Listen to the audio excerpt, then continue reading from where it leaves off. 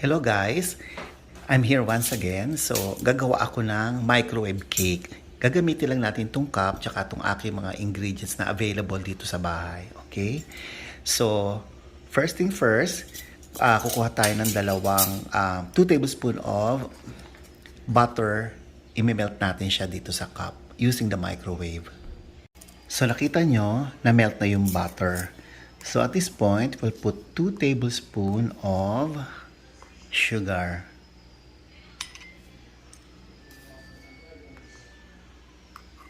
Okay. And then, 2 tablespoon ng flour.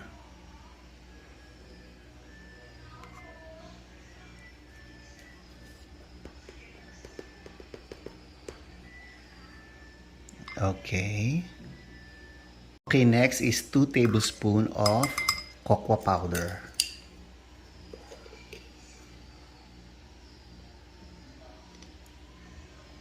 Okay. And then around 3 tablespoons of milk.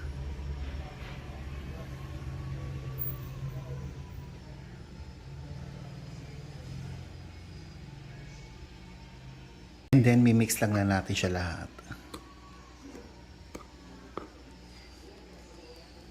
Okay, we have to mix it well.